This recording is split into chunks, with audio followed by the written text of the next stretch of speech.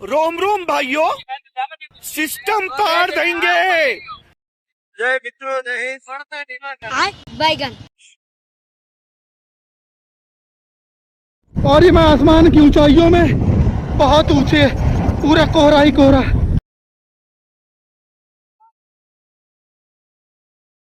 गिरीश का सुनने का गाना दिल ना दिया। જય માતાજી મિત્રો, સ્વાગત છે એક નવા વ્લોગમાં। આજે અમે નીકળી ગયા છીએ અમારા ભાઈબંધના ઘરે જમણવાર છે, એટલે જ્યાં જમવા માટે અમે લગભગ 11:30 વાગે યુજીથી નીકળી ગયા હતા। યુજીના જે દોસ્તાર મિત્રો છે, જેમ કે મારા બે ભાઈબંધો છે, હાર્દિક અને ઉર્વિક, તેની સાથે એક દીવભાઈ છે અને એક ગઢવી હતા પણ છે। અમે બે ગાડીઓ લઈને નીકળી ગયા છીએ અમારા ભાઈબંધના ઘરે જવા માટે। તે યુજીથી લગભગ 30-31 કિલોમીટર જેટલું થાય છે।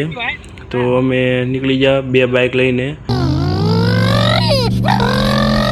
લગભગ 2-2.5 કલાક બાદ અમે અમારા ભાઈબંધના ઘરે પહોંચી ગયા। તો ત્યાં તેની સાથે મળ્યા અને ઘડીક તેની સાથે વાતચીત કરી।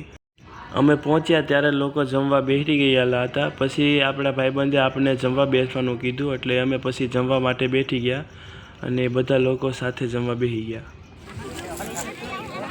અમારા પછી ભાઈ યો રામ રામ સારિયા બટકા બટકા લેતો આવું એક કપ જામી ગયું યુ આપણ લેજો મુસા એ મુસા રાજુ જવાના કે મુસા નવરાજન ભાઈ ના ના લા મારે હાલે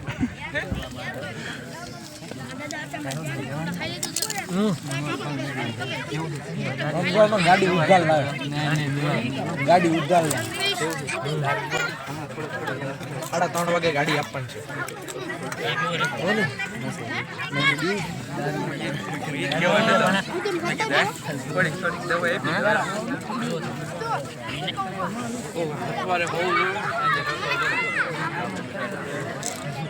નિવેદન નીરા તો જીવન લગ્નમાં ફૂલ પણ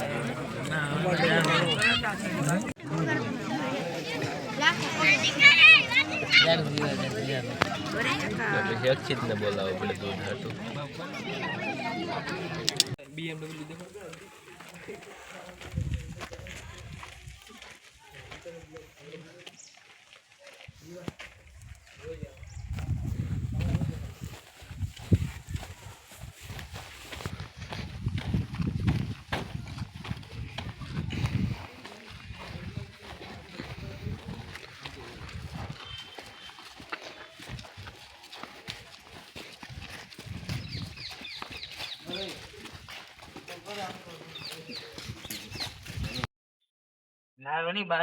ગાઈસ અમે આવી ગયા છીએ હાથપ બંગલે। આપણે આ બધા ભાઈ લોક છે, આ પાછળ આ બધા બંગલા। અહીં કઈ એટલી બધી મજા આવે એમ નથી। અહીંયા આગળ જાય છે બેહવાની સારી જગ્યા હોય અને કઈક ફોટો પાડવાનો હોય તો ફોટા પાડશું અને પછી નીકળી જાવ ઘરે જવા માટે। દીવભાઈ તે થાકી જશે ને ઘરે જવું દીવભાઈ બિરાંદાર એવું પડે ને આપણે લીધું હોય વસ્તુ એવું હોય એવું છે। પછી ત્યાં હિંદોળા હતા, એટલે હું અને ગઢવી હતા થોડા હિંદોળામાં ઝૂલ્યા અને ઉચક નીચકમાં પણ બેઠા। એમાં બહુ મજા આવી અમને બેને। તમે જોઈએ કોમ છો, હિંદોળામાં ખાસ બહુ મજા આવી।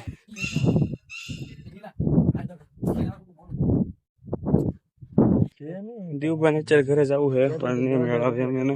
એટલે જવાનું જ છે, મને જવાનું છે, હું ક્યાં ના પાડું છું।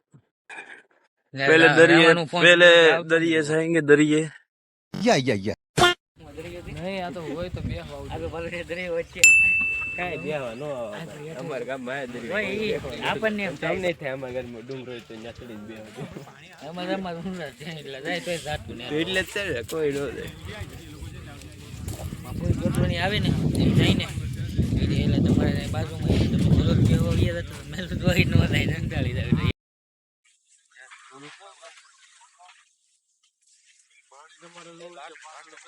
આટલું બધું કઈ ખાસ હતું નહીં, થોડીક રેત છે, મજા આવશે, હાલ છે। અને હવે જાહું આપણે ડાયરેક્ટ કોળિયાક થઈને ભાવનગર। હાસે કસનું આ હાથપના દરિયાકાંઠો હતો. પછી અમે કોળિયાકના દરિયાકાંઠે ગયા. ત્યાં હાર્દિક અને ઉર્વિક ને દીવભાઈ નહોતા આવ્યા કારણ કે એને બાઇક દેવા જવાનું હતું. એટલે હું, આપણા રામભાઈ અને આપણા ગઢવી હતા. 3 જણ નીકળી ગયા કોળિયાકના દરિયા જવા માટે.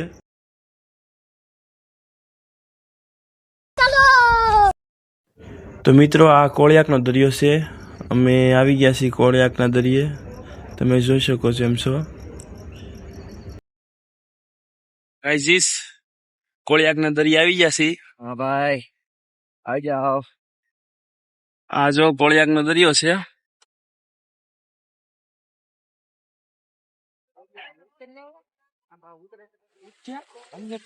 અંદર જવાનું જ છે ને. આ શનિવાર છે ને એટલે ગળતી ઓછી છે. બાકી આજે અમારી દોડવાની કે હવારમાં હોય ને પાછા જઈને આવે ને 8 કિલોમીટર થાય. ભીમ બાંધે વારમાં હા, પગ ખૂટા જ કરે એકલો. હવે આમ જો અંદર કોળિયાકના દરિયા આવી ગયા છે. અત્યારે હવે ઘડીક ફોટા પાડશું અને પછી નીકળી જવું પાછા આપણે ભાવનગર તરફ. આ ગઢવીભાઈ પહેલી વાર બ્લોગમાં આવી રહ્યા છે. જય માતાજી મિત્રો. ગઢવીભાઈ માટે કોમેન્ટ સેક્શનમાં લખી નાખો જય માતાજી. હા,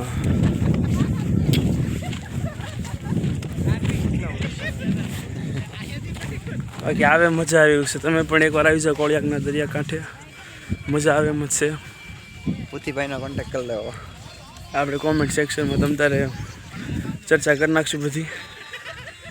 તો હવે ઘડીક ફોટા પાડશો પછી નીકળશું ભાવનગર તરફ જવા માટે. પછી એમાં થોડા ફોટા પાડ્યા અને નીકળી ગયા ભાવનગર જવા માટે. તો મિત્રો, હા, તો આજનો એક નવો વ્લોગ. હવે મળશે એક બીજા નવા વ્લોગમાં. ત્યાં સુધી સબસ્ક્રાઈબ કરો આપણી ચેનલ પૃથ્વી વ્લોગરને અને મળશું.